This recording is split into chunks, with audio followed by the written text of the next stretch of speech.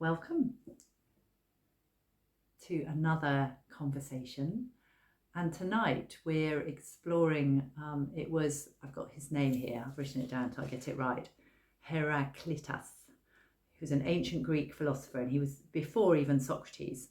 And he's the phrase, the only constant in life is change, is said to be said by him.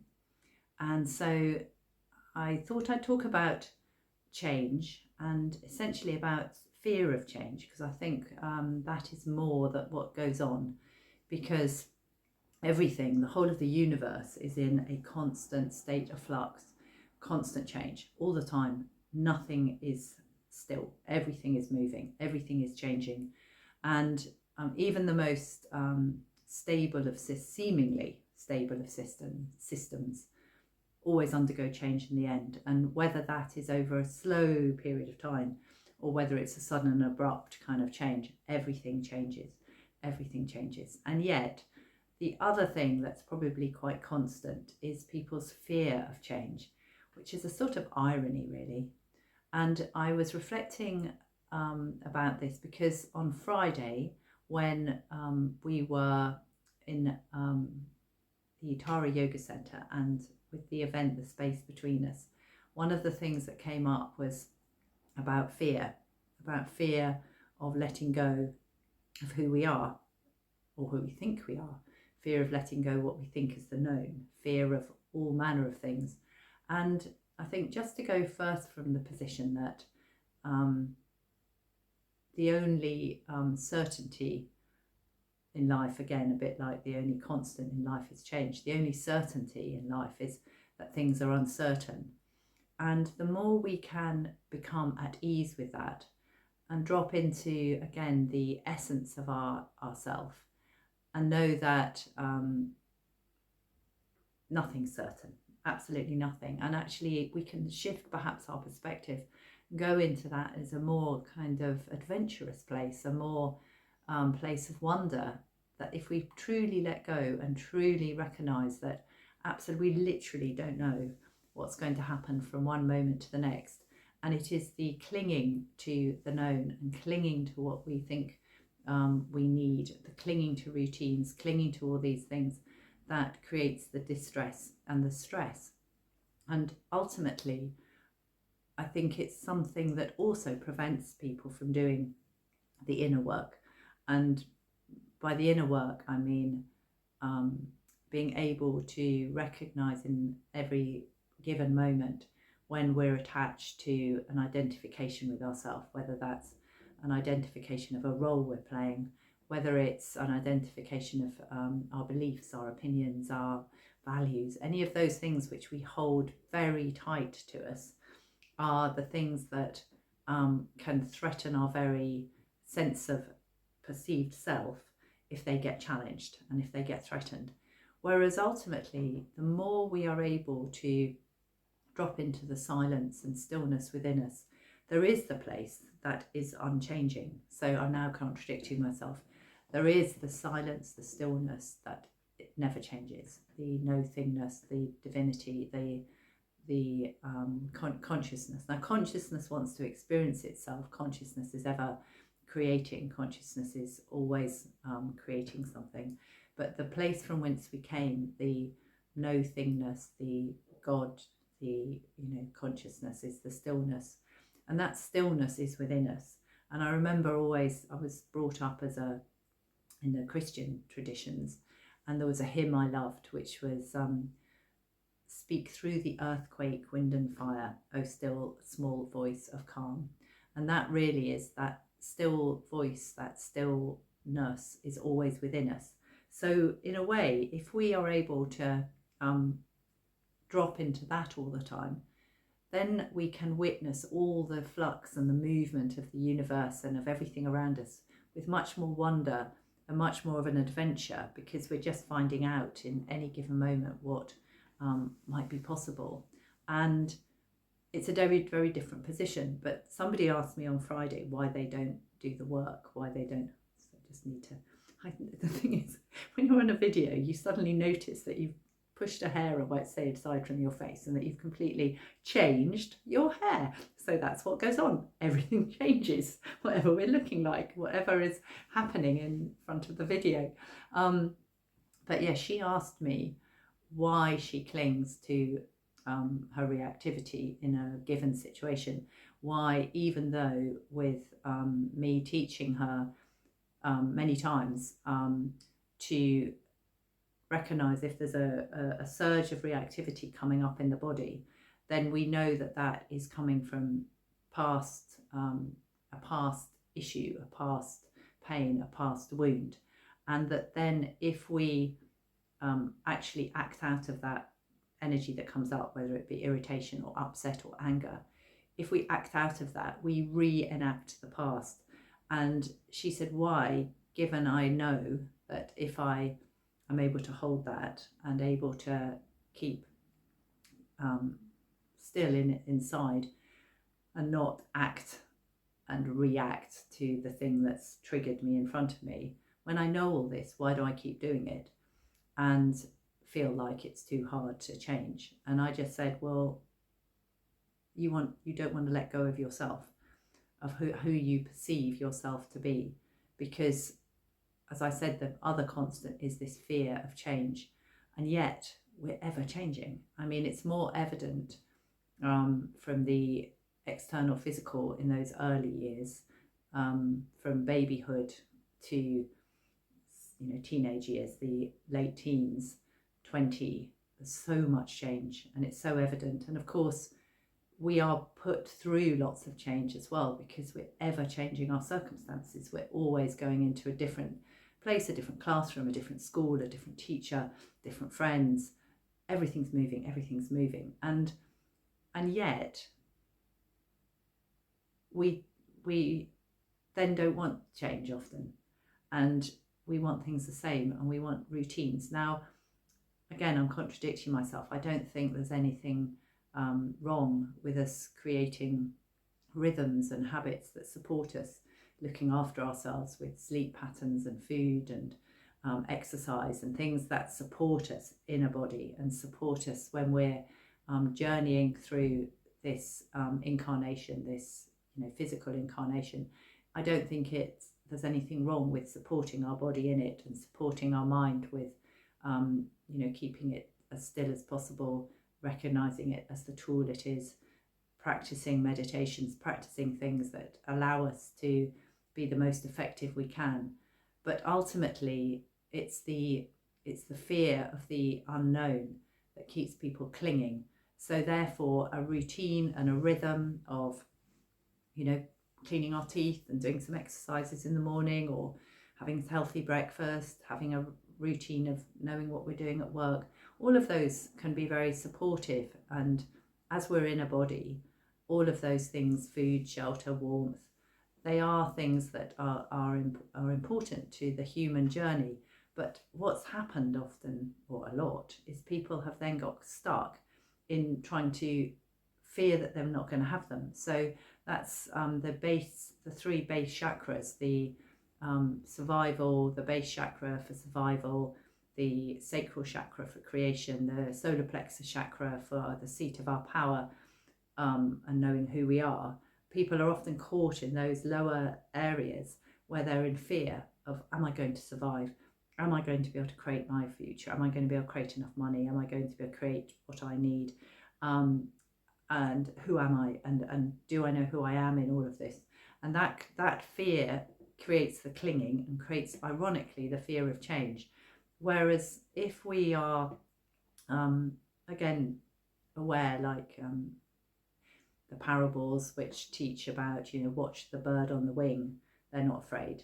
They know that they're going to find food and that they can fly and be free and find food whenever they need. And, we are the same. It will always be there for us. Now, of course, ironically, again, the inner landscape plays out on the screen of life. So what can happen then is this fear that builds up in the lower energy centers of our body starts to show up in the outer realms. So we start to feel there is lack, and we'll see it around us, or we'll experience lack, and then that can create more clinging. Whereas the more we're able to move up and keep our heart open, and the heart chakra is a bridge to the higher, I say higher, but the levels of intuition, expression, the throat chakra, insight, the third eye, and the divine, and our connection to the divine. And the more we know that we are spiritual beings on a human journey, the more we're able to trust our self and our true self, and start to let go of our created self. So it comes back to recognizing that we've built up an identification from our childhood, from our family, our culture, our environment, our schooling, our education, then who we're influenced by, and we will create all manner of a mask, what's called obviously the personality. But all that is the personality is just a built up set of ways that we present ourselves to the world. And then that, again, ironically, can mean we stick, because we'll try and cling to a certain persona. So we might cling to deciding that we'll come out of our childhood deciding we're somebody who needs to succeed, and who needs to be seen to succeed, and needs to be in a professional capacity a certain way. And so therefore we can create that, and then try and cling to it and not want it to change. And if our true self is ready to be revealed, often all those things come tumbling down. We'll lose everything. People have kind of crises in their life where it often takes a crisis of change, massive change, abrupt change, where in my work, I've worked with people where they've lost everything. They've lost their marriage, their business, even sometimes their health as well, all in one go, their money, and there is a tumbling down of the everything. And therefore at those points, sometimes people cling harder, and they'll might then cling to the hardship story. They might cling to the victim, but often it is an opportunity for transformation, where people can recognize that nothing's stable and nothing's certain, and everything changes. And there is an evolving and an opening and a recognition of their essence, the unchanging aspect, the stillness of which we're all born, that never changes, it's never born, never dies, that at the center of us all. And that there's a recognition that this experience in the universe is wonderful. What an opportunity to have the experience of physicality and all the emotional and mental and processes that we experience being human, and why not enjoy it?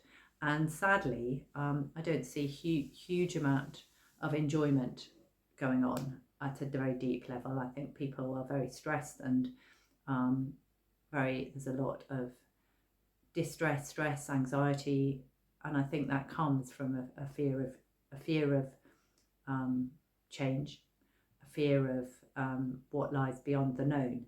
So again, the double bind in all this is that people will cling to things that aren't necessarily helping them. They'll cling to jobs and partners and situations and houses and all manner of things that they're done. It's over.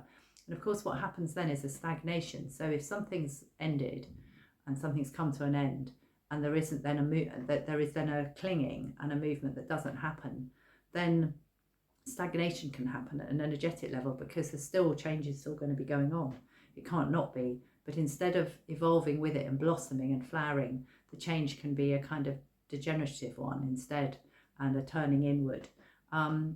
It's also recognizing that every person around us is changing, and that everybody is evolving and changing. And as I say, not necessarily the evolution actually isn't always an expansive one.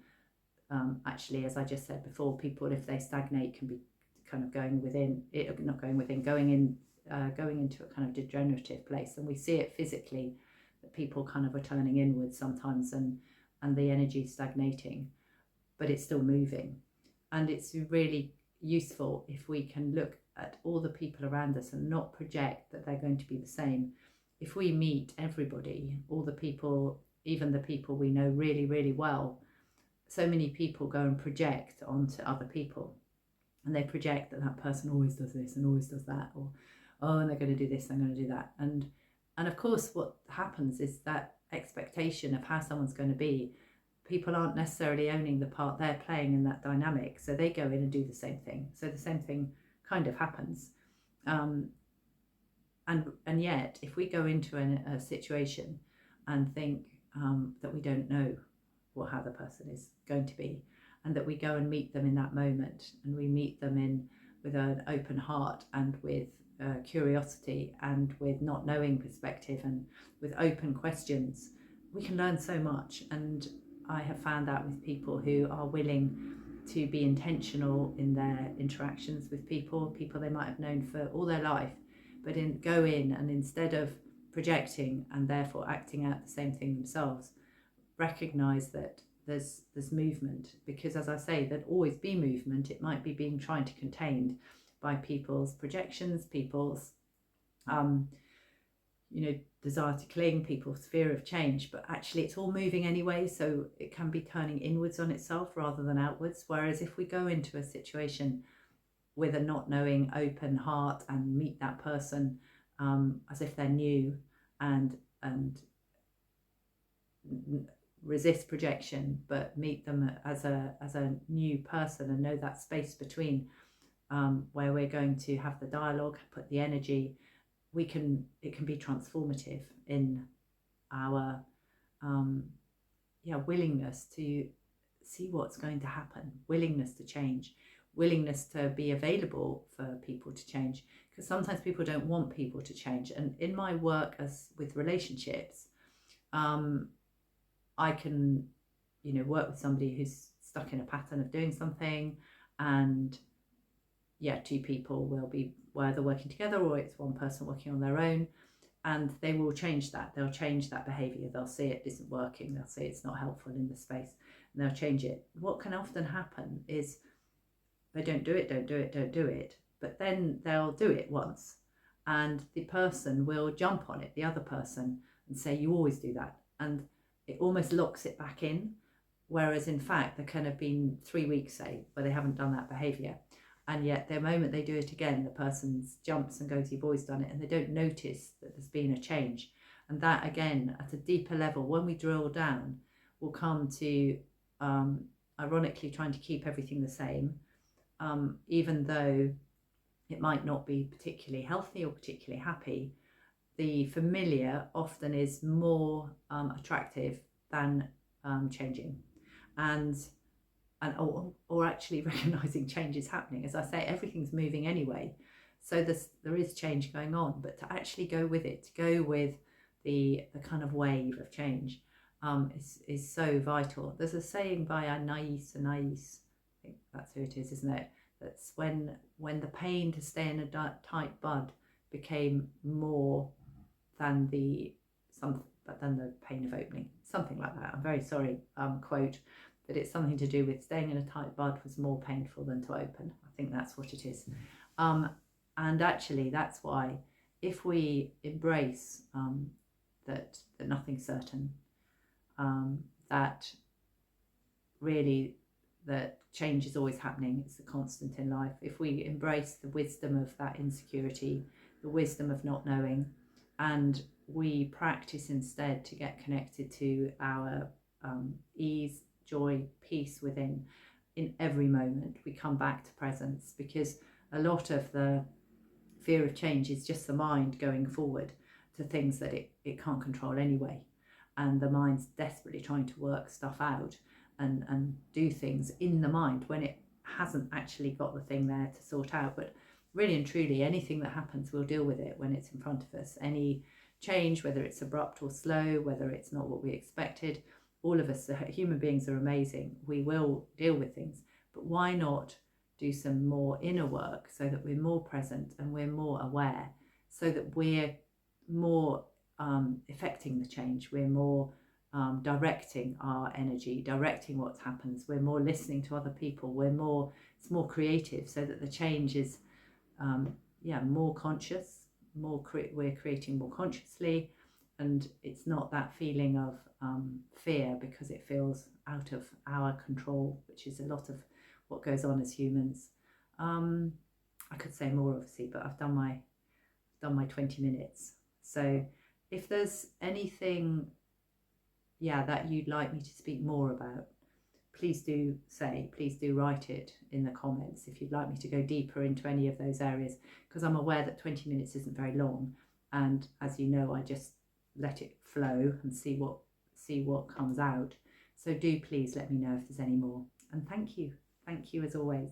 It's been wonderful to be with you.